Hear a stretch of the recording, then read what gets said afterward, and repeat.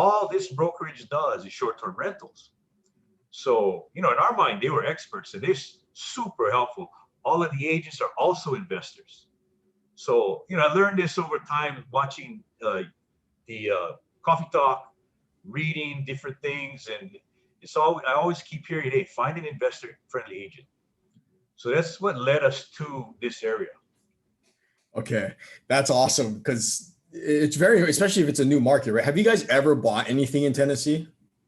No. We've never been to Tennessee until this trip. Dude. Wow. I didn't even know Gatlinburg, Tennessee existed until I heard about this. Yeah.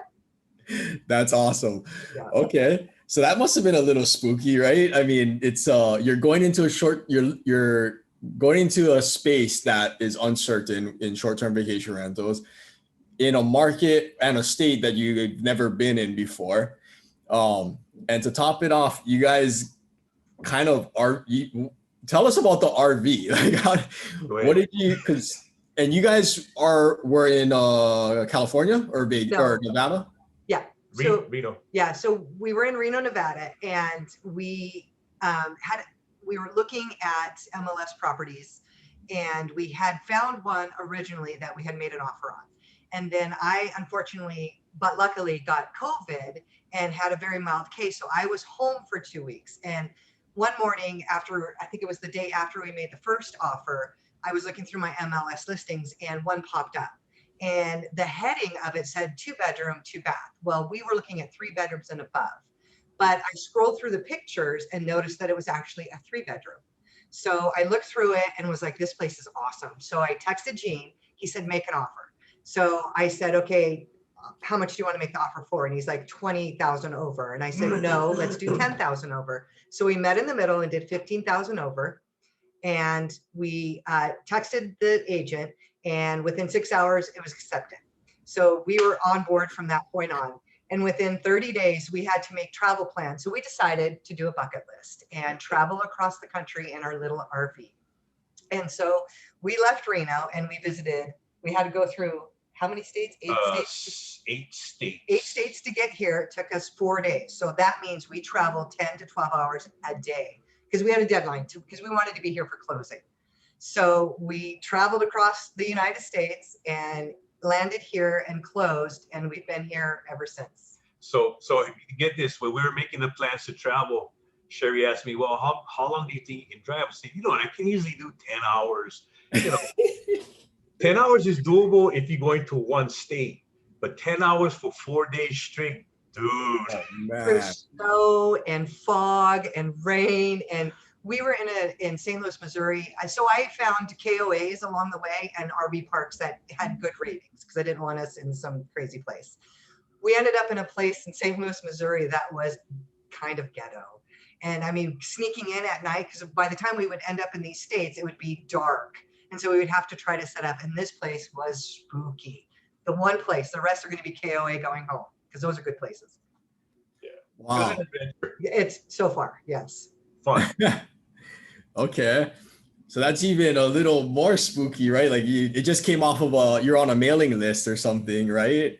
Yeah. Were you actively targeting Tennessee since that? Okay. So there's a reason why you're getting emails. You're on the list, right? To get updates. And then, so you found the deal through that. It was on market, but you saw that there was value in a property or a mistake in the listing that other people didn't see, I guess. If you are searching, your criteria is a 3 and above, and you get all these MLS listings, you're looking at the title, and the first thing you see is 2-bedroom, 2-bath, 3-bedroom, 2-bath. And so you usually will pass on those.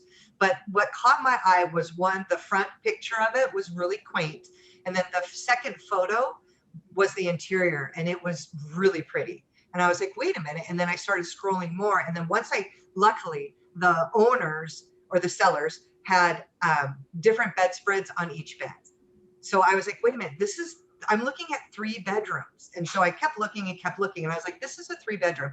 And then way down in the MLS listing, very small typo, it says bonus room 1. And I was like, this is a 3-bedroom. So it turned out to be 3 beds for sure.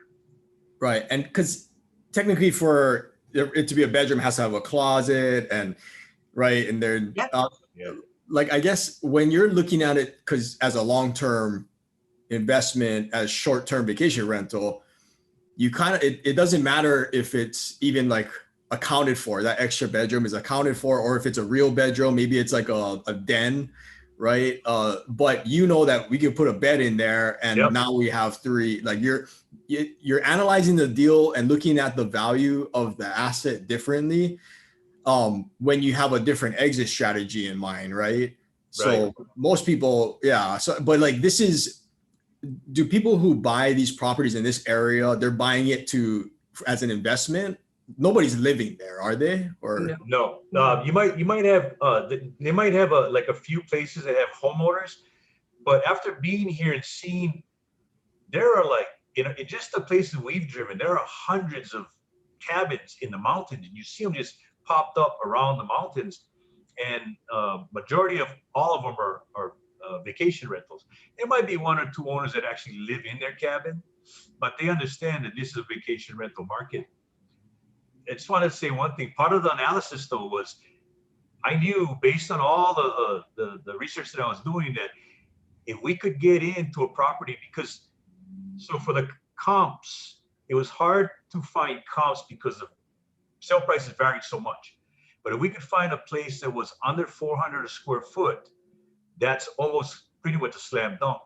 So this one came in, I think, 378 or 379 a square foot. With 3 bedrooms, that's 6 heads in the bed, and then the sofa sleepers, another 2. Typically 3 bedrooms in this area, people are posting them on Airbnb that sleeps 8. So that was critical. There's a big difference in a 2-bedroom revenue versus 3-bedroom and up. so you guys paid the 2-bedroom price for a 3-bedroom property. Yeah. Yeah, that's awesome. Okay. So we talked about how you found the deal, right? And how you guys kind of did some due diligence in there before you got to this point. Because you guys officially own it, right? You closed on it. Yep. Yeah, we got the keys and the deed. Yep. Are you guys in the house right now? Yes, Yeah. we are. Oh, so you guys are staying there. Okay, yeah. let's talk about the deal then. Let's talk about next. How did you get? Let's talk about the numbers, and then I want to talk about how you guys financed it. So purchase price, renovation budget, if any, or any type of budget. Yeah. And then let's talk about how much you can rent it for. So we're gonna share the good, the bad, and the ugly, because it was a good deal that we found, but there's a bad and an ugly to it. So Okay. it was listed at 445. We offered 460. There were 3 basic conventional loan packages we could have got or that were available.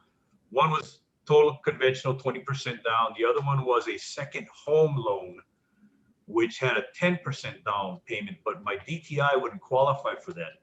So we ended up getting an investment loan at 15% down with a 4.25% interest rate. But the good thing about that investment loan is they were able to use the projected income from this property to help qualify for the loan. So that was like super helpful. Projected income. Yes. The So projected income. did you see how they got that number? From last year's. So on the MLS listing, they had what the house did last year and what they were already in revenue so far to the date when we made the offer, what they had already in bookings for this year. Yeah, and something else I learned from the lender was that their appraisers are, I don't know if trained or they got this system where, when they do their 3 different types of appraisals, I forget what they're all called. They're really in tune or savvy on what the property could go for. So they ended up having this place projected at $5,000 a month, which would put it at like 60 a year. So that helped to qualify.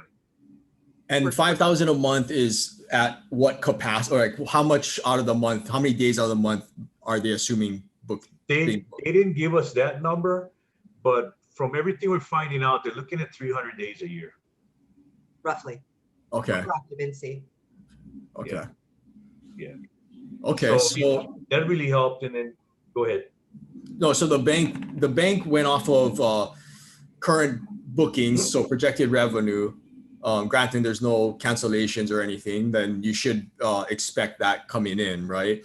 But how did they look at the past revenue? Because 2020, right, was pretty crazy on the vacation rental market. Yeah, that I'm not completely sure. I think they base, like I said, they do so many of these, and I can only guess that they're using historical data for 2 bedrooms, 3 bedrooms, 4 bedrooms. Go ahead. They also, I believe, they tie it in with the county taxes. Oh, So when you list your property on an Airbnb or a VRBO platform, there's in the county that you're in, there's taxes that you have to pay. So that ties in with the county and the state. And so I think they see that and they know from the bookings because it's based off an average ADR, which is an average daily rate booking. Got it. Okay. Let me I'm gonna take some notes again because like we are actually right in the middle, and I want to hand the mic to Justin later just briefly because we're our capital partners are crafting a short-term vacation rental loan product for us so that we can offer it as well. And they're right in the middle of like finalizing it. So like, yeah, I want to see where we need to be to like be able to compete and earn your guys' business and stuff, you know? So the purchase price was $475. $465. $465. Purchase price, yeah. Purchase price $460. Oh, $460. Okay. It appraised at $465. Got it. Okay. And then did you guys expect to pay any renovations for it, or was it kind of move-in ready? So wait, let me just say. Yeah. Oh, Sounds like it's gonna get good. Here comes. Is this part of the bad or the ugly? You call it what you want. So we had a budget set aside because looking at the pictures, because let me just tell you right now, realtor pictures, especially if they're professional, can be deceiving. Beautiful pictures, lovely, looked spacious, all of that. And then you walk in and you're like, what the heck happened? So it's a little smaller than we had anticipated. But anyways, looking and of course, sight unseen and not being here, we kind of just hashed over the pictures time and time and time every day. And the realtor did a walkthrough video for us. She did a walkthrough video for us. So with all of that, we thought, okay, so we'll change this, we'll change that. But it said turnkey on the MLS. When we walked in, there was no way this was turnkey. So the first thing we had to do was, well, okay, so after all of looking at the pictures, we assessed a budget. We said between $5,000 and $7,000 for renovations and cleanup. And that would have been totally doable if it was the way they advertised it. There was like just little stuff, like every single receptacle, switch cover had to be changed because it's just old, dingy. Some of the receptacles are broken. The lights had bugs in them that just little stuff. But when we did the inspection, there were minor things that needed to be done. And we got a small credit from the sellers to take care of those fixes. Well, just a little note, you guys might want to write this down, is, well, we're on a septic tank system and well water. Now the septic tank, we didn't have it inspected till after we closed. Well, sellers said that they pumped the septic tank 5 years prior. When the company went in there, they're like, dude, you guys are lucky you pumped this tank now because it was really, really bad. First of all, they couldn't find it based on the blueprint. It wasn't where they said it would be. Then when they finally found it, it was so full and thick with stuff that they had to go in, send guys in and break it up. And they do all this, they call it a reset. Well, that cost almost $5,000 just to do. Actually ugly. But we needed to do it because, one of my biggest worries is that we go back home and manage it remotely. And now we got sewer problems, plumbing problems, HVAC problems, you know what I mean? So we just needed to make sure we took care of it. So that was a huge cost that we didn't anticipate. Thank goodness I'm an electrician by trade, so I took care of all the electrical. We hired a contractor to come in and take care of the power washing of the deck and little carpentry things, little, small things. I guess to make shorten the story, the rental budget and prepping it for to put on Airbnb came out to $18,000. Oh, okay. Thank God that we were able to take care of that. Yeah. Yeah. So yeah, so So okay, so the budget was supposed to be 5,000, 5 to 7. 5 to 7, and That was then kind of a rookie mistake on our part, probably. well, I mean, I don't know if anybody could really, unless you're there, right? I Right, mean, you exactly. guys Unless you're bought it, there, you you didn't see even it. see the property until you Yep. owned it, Yep. pretty much. Yeah. Well, when we Yeah. got here, we drove up and we peeked in the window. We're like, let's just go up there and look. Before we Yeah. had possession, we did that. Okay. Okay. So purchase price, we got renovation budget. Oh, Blaze has a good idea. Do you guys have budget for furnishing and getting it ready? So what was another kind of a seal of the deal type of a thing is the furniture that they have inside was part of the purchase price. So the appliances stayed. They had gorgeous sofa couch and love seat and a That's reclining chair. huge. The beds that are wood beds with bear paws Beautiful. kind of engraved in them with claw marks. All of 3 rooms have these gorgeous 2 queens and a king bed. Those stayed. All of the dressers, everything stayed with the purchase price. So that was another thing that was like, well, that's really good. And those are really nice. Perfect. Because that could actually cost so much more to have to furnish this place if it was unfurnished. Yeah, But I Right. think the price reflected that a little bit, the purchase price. Right. So that's huge because I know how much that costs. I'll tell you guys briefly later my Airbnb business story. But okay, so let's go back a little bit with the financing. What type of did you guys use a credit union, a local credit union, a bank? What type of financing? It might have been a private lender. The name of the company was Mortgage Investors Group. So it wasn't Okay. a bank. And we got referred to them. So we're part of a Facebook group because, just from being part of Kiko Exchange and all these other Facebook groups, we find that there's so much valuable information, man, that you can get because people are so willing to help each other figure these things out. So we're part of a group called the Short-Term Shop Group. And they kept referring to 3 different lenders. So we went to the first lender, and that one didn't work out for us because her loan packages weren't what we needed. So we went to the next lender, and then that one fit what we were looking for. So yeah, it was called Mortgage Investors Group. Not really a bank, not a bank. Do they just do this specifically for the Tennessee market? Yes. Well, they're in Tennessee, they're in Alabama, and they're in Georgia. Gotcha. Okay. And then what were the terms roughly on that? Do you know? So terms were 30-year fixed, 4.25%. Had to pay points at 2.3%. That was quite a bit. 2.3% or 2.3 points. Yeah, 2.3 points. Sorry. Yeah. And then So is that amortized? 30 years? 30-year am? Amortized, yeah. Okay. And then that's pretty good if it's a private investor group to provide a 30-year like that. That's rare. It wasn't bad. How much did they put up on the purchase price? What do you mean? What was the LTV? Like, did you have to put like 20% down or? Oh, we went with 15% down. Okay. So like our total cost of closing was 81.6. 81.6 for closing costs. Okay. Mhm. Yeah. And here's a little hack with the financing. So, when you go with conventional, I'm sure a lot of guys know this, or a lot of people know this, you constantly go back and forth with the underwriter. They want proof of this, source of funds, income, all of this stuff. Well, we kept sending them the information they needed, and they kept asking, they were asking for the same thing over and over. One of the issues they had was a chunk of this money was coming out of a self-directed 401k. Mm-hmm. So the underwriter, for some reason, kept wondering, am I in control of the money? Can I put it up? And all of this stuff. And we were like 5, maybe 6 days from closing, and everything else panned out good.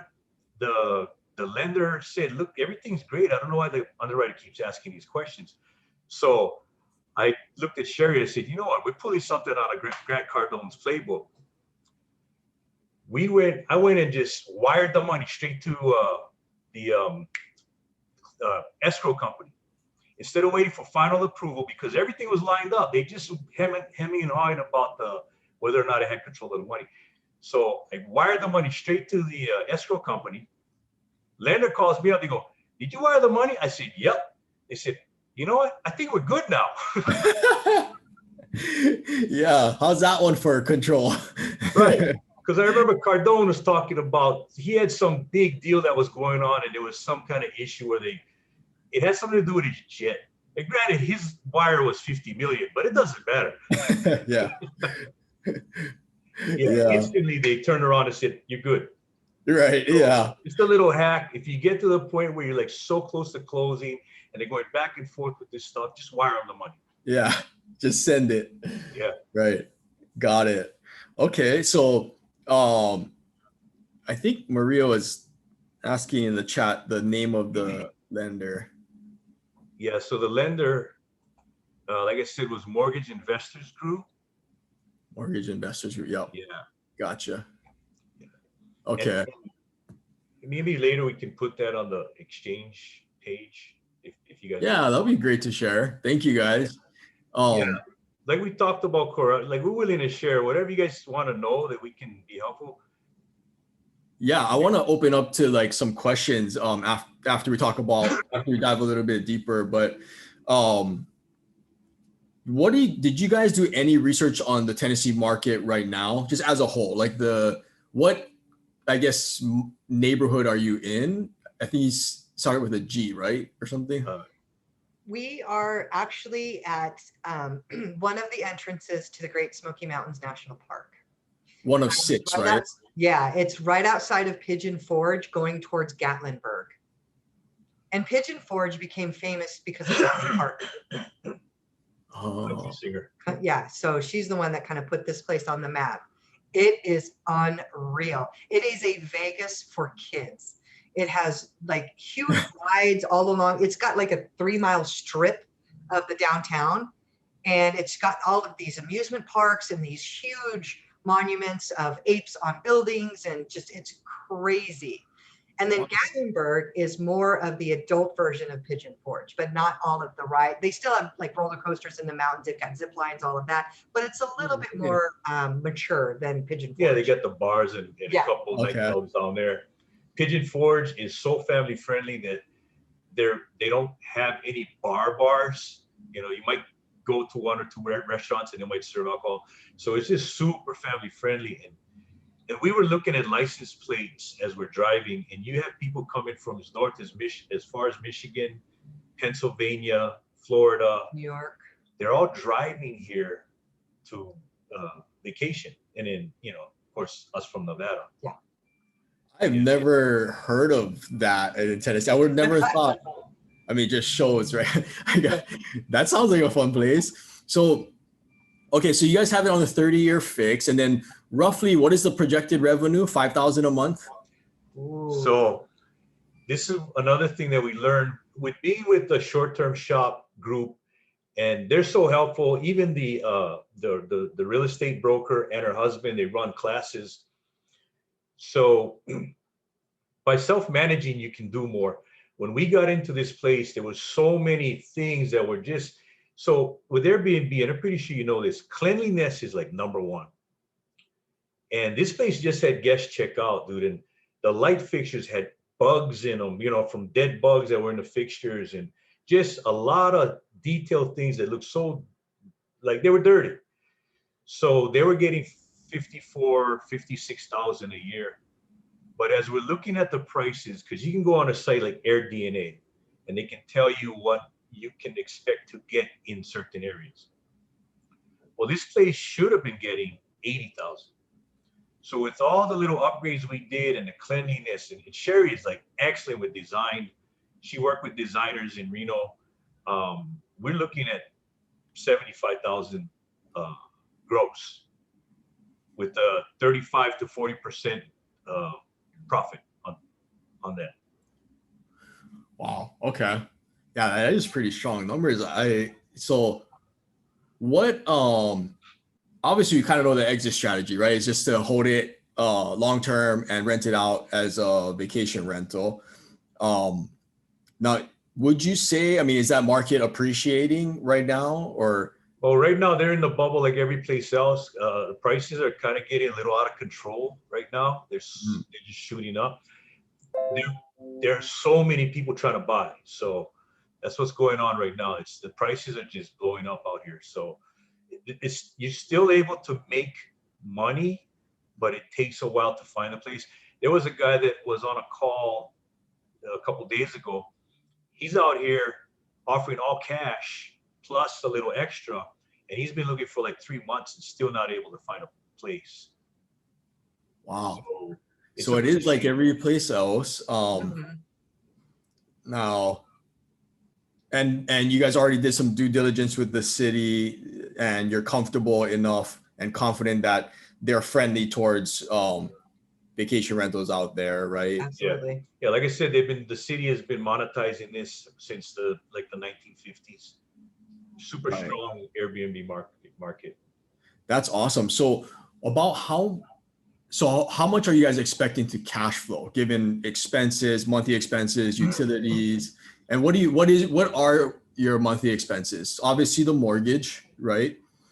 And Yeah, then is there a fee for that area? Is there like association or something or There is an HOA fee. was it It's 25 a month? I yeah, think it was, but they take payment annually. So $25? dollars. $25 a month. Okay. Yeah, dollars a month. Yeah, there's no real amenities with the HOA. They just take care of the roads and they got to park down the street. So Got it'll it. come out to 25 a month, 600. About what is your mortgage payment you think it'll be roughly? Mortgage is 20, just over 2,300 a month is the mortgage payment. 2300. Yeah, so you also, when you come out, you need to establish a team. I'll let you talk about the cleaner since you and her are like friends now. So Yeah. a handyman is super important as well as a cleaner. And you need to be able to trust them because they're your eyes and ears and they're going to be here at your property way more than you are, especially if you're going to be managing it remotely. So I mean, this whole deal has been so lucky for us on many areas other than the septic tank. But the cleaner that we have, they charge a certain amount. And then what you do, and it's for every turn, which means a guest checks in, they dirty up the place, and then she comes in right after, especially, so let's say they check out at 10 a.m. and then I have a check-in at 4 p.m. that day, the same day, the cleaner knows to come in and do a turn, which means she cleans everything, drains the hot tub, refills it, cleans it, everything. So she charges a set price for every turn. So you charge that plus a little bit more on your platforms for renting, and that incurs that cost and a little extra. And then you have your taxes, which also comes out of the platform. And we pay the county every month, whatever a percentage of what we've booked. So right now we don't owe anything for this month because we haven't booked yet. We aren't going to go live probably till next week. And then from there, they're going to start to see it and they're going to charge us a certain amount for that. And I think the percentage was like, I want to say like, Forget my voice. I think it was like maybe 3% or something like that. So you pay your county taxes, you pay a cleaner, and you can charge a service fee, which kind of helps with any kind of like an operating expense. And then you kind of put that money aside and you have different accounts for banks, which kind of comes from profit first. And you use all these different accounts and you put certain percentages in, and it just kind of helps with anything that comes up that you don't foresee, and you can take care of it monetarily that way. Got it. Okay. So yeah, so there's the expenses, right? The mortgage, cleaners. Handyman, if there's any repairs, he can come up while you're away. So some reserves just in Yep. case. Yeah, absolutely. And then Property taxes. management, right? Or No, is that your property management? We're the property managers, right? Yeah, now. we're self-managing. We'll self-manage. Okay, so instead of hiring a team, you're gonna put in, or you have a handyman on call, And a right? cleaner. Okay, so you guys are gonna manage the scheduling of cleaners and all that.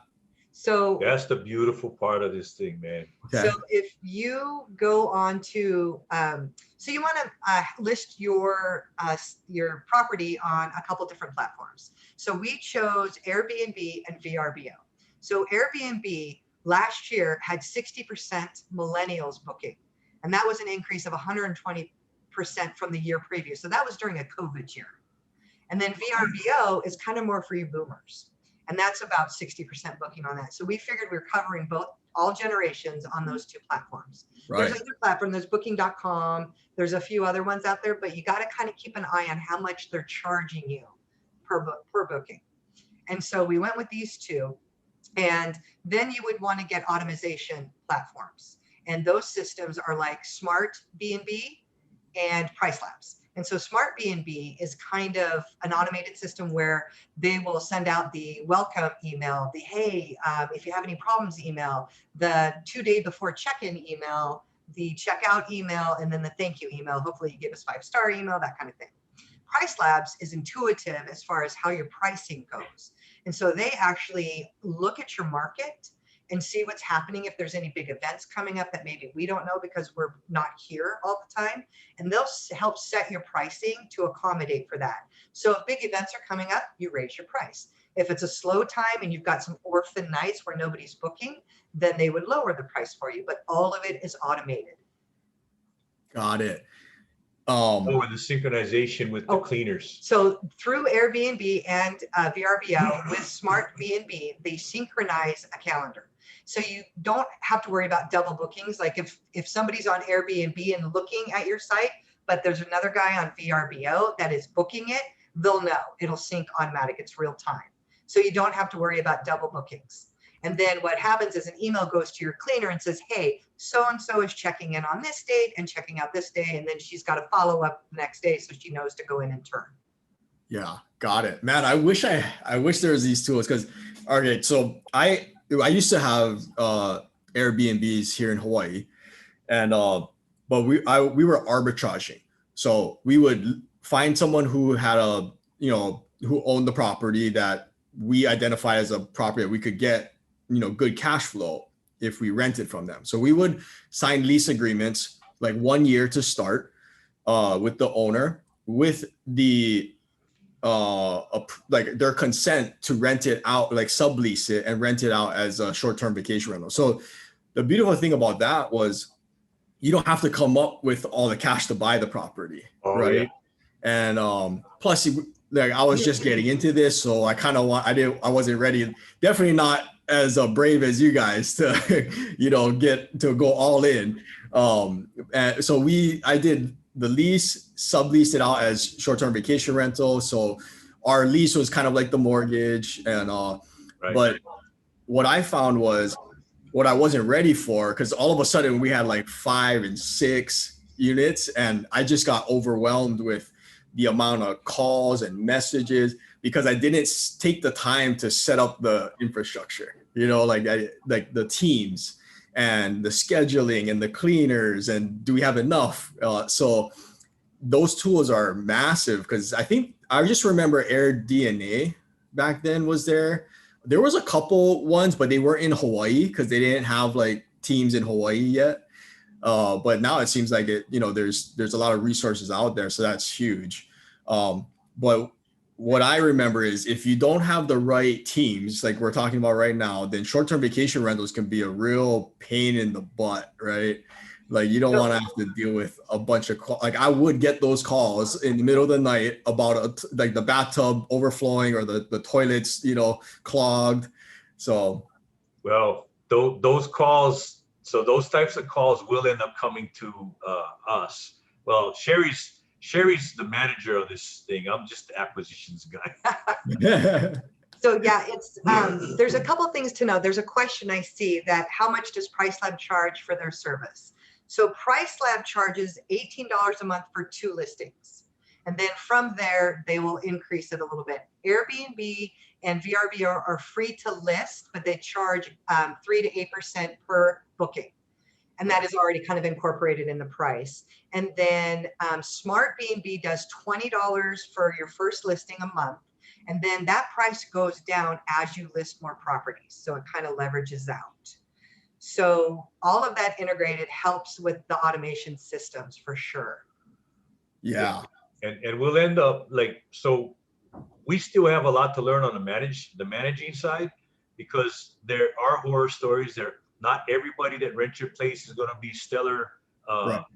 human beings. They might, they'll do stuff, they'll tear stuff up. But when we got here, we started looking because the HVAC vents are on the floor, as they come up into the house. Oh. Well, you pull off the covers and you look inside, and one of them, I think it was a bathroom, had ashes in it. So whatever guest was in there using the bathroom, just ashing his cigarette in the vent. So, we're aware of some of the horror stories that can come up, and we hear about that from the Facebook groups. But, we're kind of ready for it. We, I don't know, we like the action. Yeah.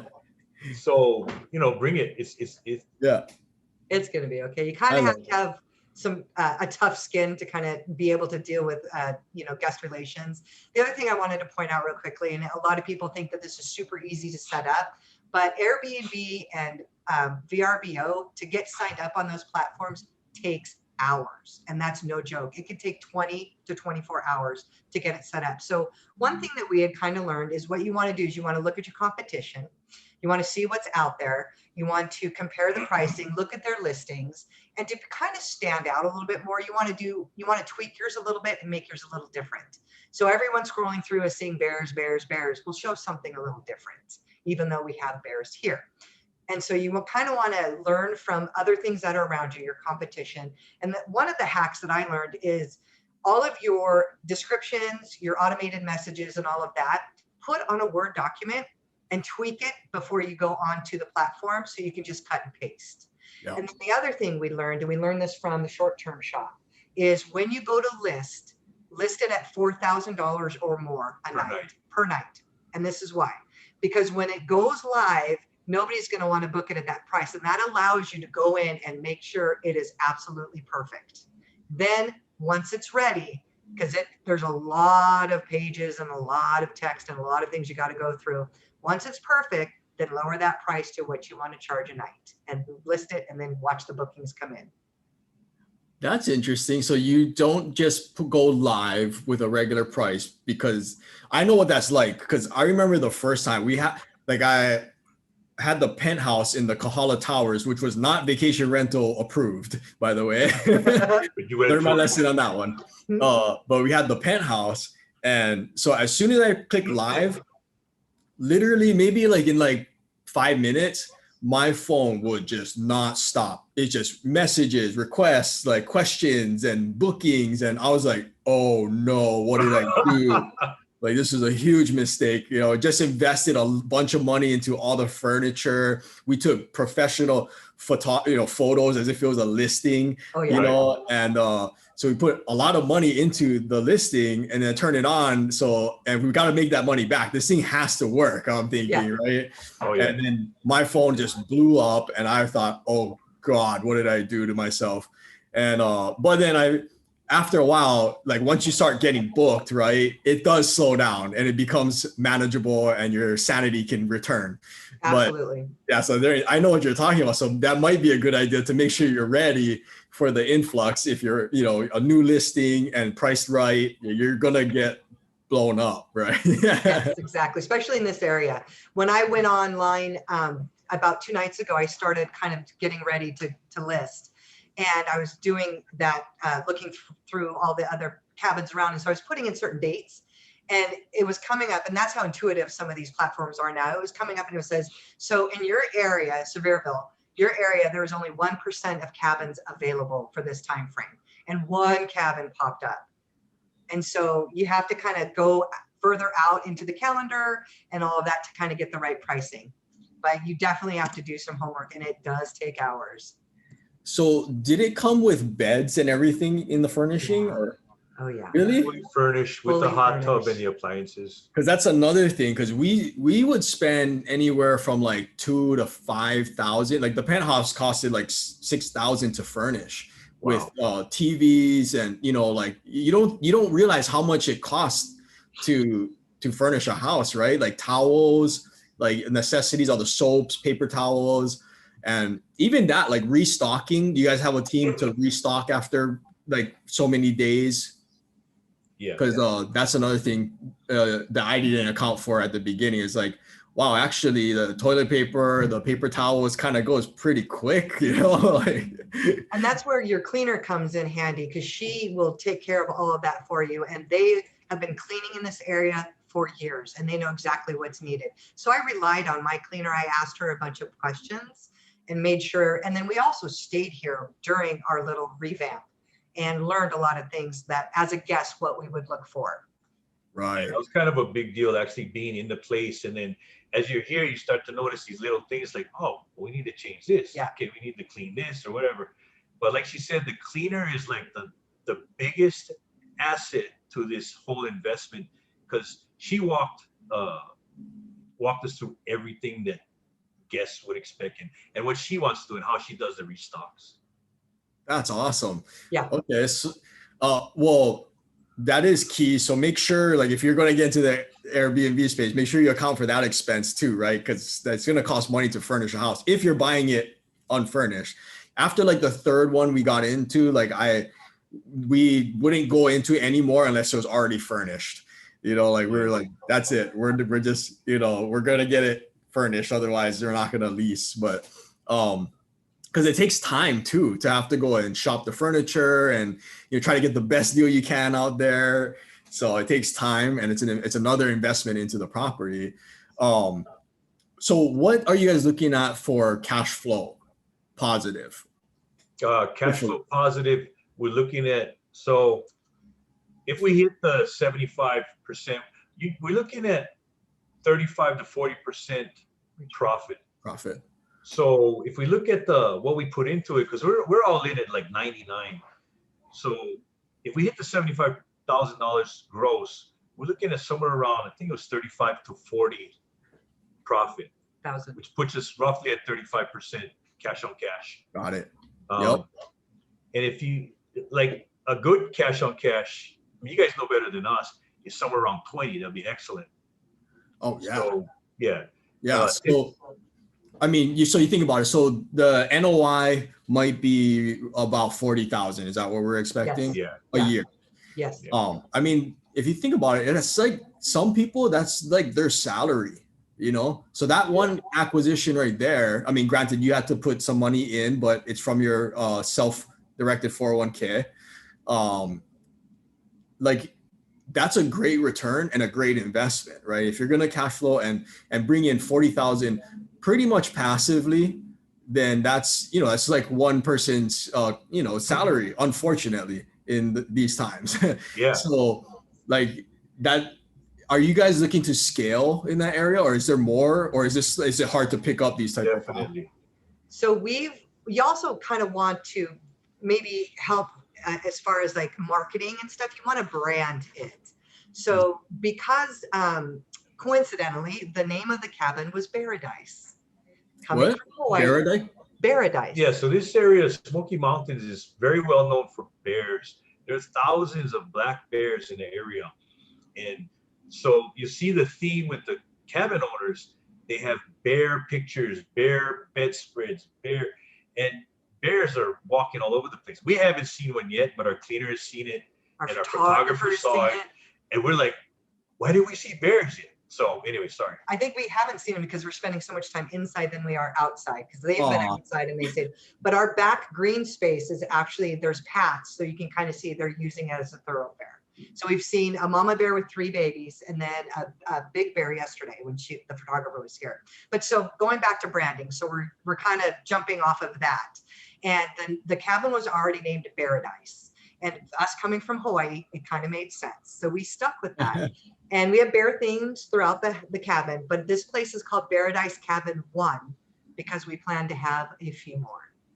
Awesome. Okay. Because that's another way to squeeze profit out of every, asset or long-term asset that you purchase, is like there's economies of scale, right? And if you can scale, and then maybe we can get the cost down with the cleaner once you have a good amount where it's worth it for her to like, hey, yeah, like, sure, we'll bring the price down or something. Oh yeah, good point.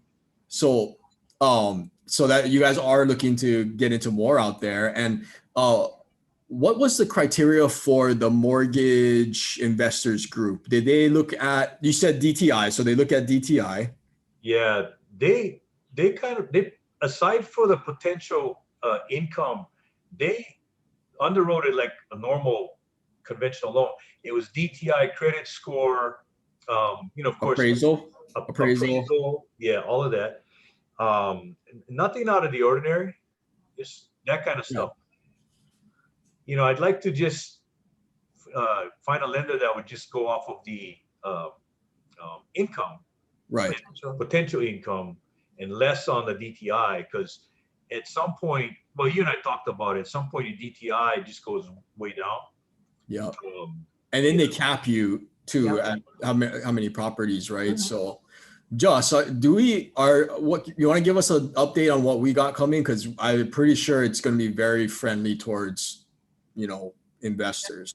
Absolutely. So mentioning exactly what Gene said about the DTI, we're all collateral based. So whether it's our long-term, our fix and flip, the appraisal is basically the all say. So with that being said, everything is the only thing that we're working on figuring out is exactly also what Gene said is how we're going to verify the rental income, whether it's going to be through history, whether it's going to be an Airbnb statement, or maybe the appraisals are just going to have a small little thing where it shows, the projected income like that. So that's really the last piece of the puzzle. But other than that, basically it's the same exact thing as our regular long-term DSCR program. We're able to go up to 80% of the purchase. And actually we were able to even lower the credit scores recently to a minimum of 640. Opposed to 680 which is what it's been since COVID happened. So we can also do cash out refinances with short-term rentals now. We can do rate and terms. We can basically cover the whole chart. So nice. yeah, and really the only thing that we have to require on the market monthly rate, if it's 80%, we're going to need a 1.25 DSCR. But anything under, whether you guys only need 75, 76, whatever, anything under 80, it's only going to be a 1 DSCR. So basically, the qualifications are definitely aggressive. And we're also similar to what Gene said, around the 4.25, 4.24, I believe, is the lowest that we're going right now. And as times go, we always try to be more aggressive and as creative as possible. So personally, I'm very excited about the short-term vacation rentals. I think it's going to be crazy coming up, if not already. Yeah. Well, Alex Camacho mentioned that he has one in Joshua Tree coming up. So I think and I know Brandon guys are buying some in Maui. So there's the space is coming back, and I think it's coming back really strong. I think what happened was people just realized how much they missed traveling and experience, right? And Yeah. so I mean, COVID's done a lot of damage, no doubt. But there's a lot of good, it's brought all of us together, right? Yeah. So there is, I think there is positives that we can take out of this, and a lot of learning lessons for sure. I got a lot of learning. I was wrong a lot through this thing, guys. Sorry. No, nobody had a crystal ball. Nobody could nail Right. it. This was like nobody. I've never seen it in my lifetime. I don't think anybody has really. Oh yeah, right. And Josh, real quick, since and this is all news to me too, guys, because I haven't been updated yet. Did they mention price yet at all, or like the rate, or what do you mean rate? exactly? Yeah, rate and terms. So it's the same exact thing as our regular long-term. We can get it down to under a 4.25. And it just depends on the property. It depends on the tax. And there's so many options too. We can do interest only. We have a lot of things that we can play with. So, if anyone has a deal that they're thinking about, we're full go on it now, even though we're figuring out that last piece of the puzzle. So yeah. Well, we can, we will keep talking about this as it's getting tightened, because it is going to be very similar to our long-term loan product that we have, the rental product, where we don't go off of DTI or debt to income ratio. We go off of DSCR. So that's more asset based. How is the property performing, right? And if we're down to 1-to-1, that's huge. So right. I got a quick question for Justin, if you don't mind. Yeah. What states are you guys offering in? So we're pretty much nationwide. I believe right now the only ones we're not, I would say, is Nevada. And I would say pretty much that would be where it's at right now. And then is there like a a cap on the purchase price, like you end up in jumbo loan So, territory, or so I would say there is sometimes a cap of like $1 million. But with that being said, depending on the deal, we're not going to turn it down right away. We'll do anything we can to try to get it done. So if you guys find a luxury Airbnb and it is a good deal, we'll definitely take a look at it and, try to see what we can do with it. okay, Yeah. thanks. And my guess is that it's not going to be like a cap per property, like the dollar amount. It's more about like the return, because obviously the more expensive it is, then the DSCR may not be where you need it to be to qualify, right? Because that means the rent's going to have to be massive too, Yeah, enormous. right? Okay. Okay. Well, Justin had just pointed out if we knew of anything, Corey, there's 400 acres out of Townsend, which is right outside the city limits here, which is just booming. That's probably our next location we're going to go to. 400 acres for 10 mil. You in? Think of all on the the cabins you can spot. put on that. Oh, maybe I gotta be the Grant Cardone and like send it. Oh no, I mean, well, 400 acres, what is that? That's like 1.6 million square feet or something. It is rolling, it's gorgeous here. There's rolling green fields. I mean, it is. So for our cabin, it's a mountain road. And a lot of people, there are hairpin turns. There are sheer cliffs off to the sides. I mean, it can be treacherous during the winter, we think, but they've got it pretty much handled. But this area that we're looking at next is rolling hills. It's just beautiful. And it's not oversaturated yet, because it's actually at the farther entrance to the Smoky Mountains. It's a secret entrance. They call it the secret entrance, but it's, Yeah. That's awesome. So, man, I think you just sold a bunch of people on the call to come book your guys' listing. Like, when you guys have it ready, please send it over in the Keiko Exchange group, and maybe we got to go take a trip to Tennessee and see what that's all about. I've never been to Tennessee. It's worth it. I was apprehensive. No offense to anyone on this call, but you hear Tennessee and you kind of think banjos. Everyone here, absolutely aloha from the heart. Some of the nicest people I ever met. Oh my gosh, just amazing. We were at a moonshine shop buying some gifts for friends, and there was a gentleman outside with the paramedics, and he was having a little bit of a panic attack. And the lady in front, she said, "Oh, he's fine. They're just going to go ahead and drive him home." The paramedics were just going to take him home. That's it. The paramedics are going to take.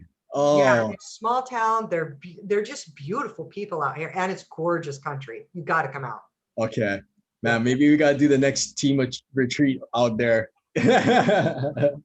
Well, I took away so much from this because, like, for one, it takes a lot of courage to invest, not just out of state, but in a state that you haven't been in. You don't know the market, but you also, I remember, it's one thing like to say you're gonna do something, but to actually follow through and do it, right?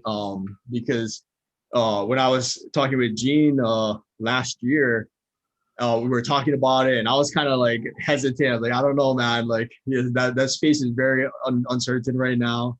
But to his credit, he still saw the vision, and like, it doesn't matter who's giving you the advice. At the end of the day, you make the decision. We all make our own choices, right?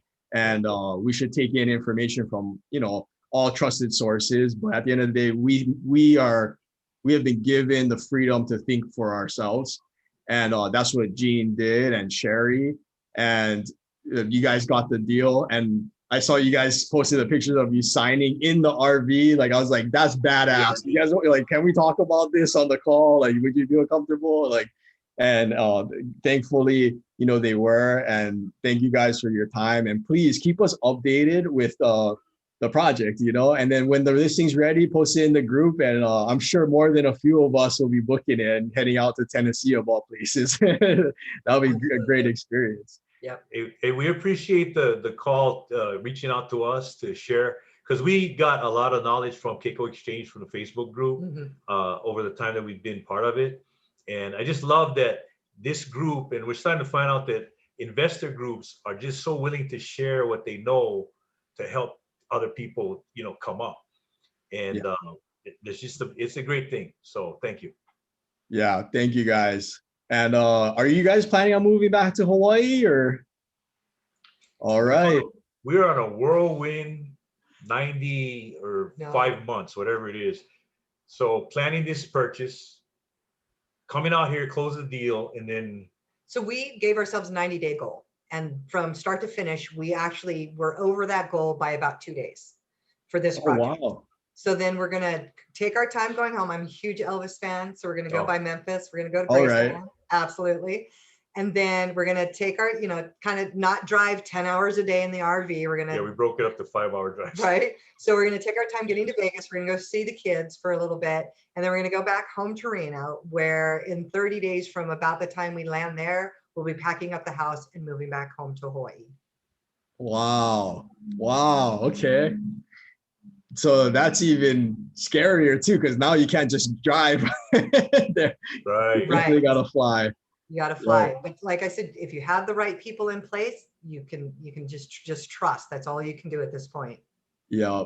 Yeah. A lot of faith and courage went into this deal. Absolutely. Yeah. But you know what? Credit to you guys, because sometimes you just gotta take the leap and figure it out on the way down. Right.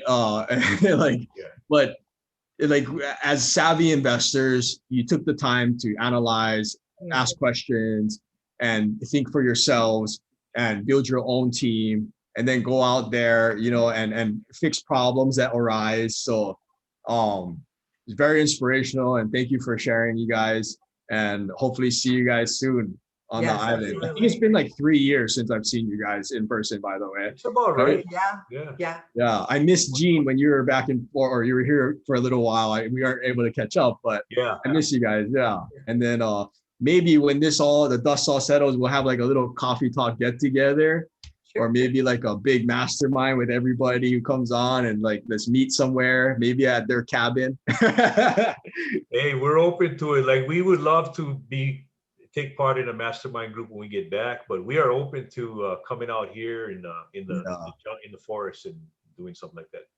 Yeah, I miss the meetups now. Took it for granted, so we definitely, once this blows over, which I think may be soon, it might be soon, then it'll be great to meet everybody here on the call in person, Absolutely. And then let's take it to the next level, right? So thank you guys for sharing. And actually, if you don't mind hanging around for like another few minutes, in case people had questions that want to stay to ask you questions. I saw a bunch in the chat, that's why. So feel free if you can. Sorry we weren't. Yeah, we'll answer those. Yeah, we'll stick around. Thanks, Corey. Okay, just for a few. Yeah. All right, guys. So everyone who cannot stay, feel free to log off, and we'll see you guys next week. Everyone have a great weekend. It's Mother's Day. Don't forget. So you go enjoy with the family, and we'll see you next week. Aloha, everybody. Aloha.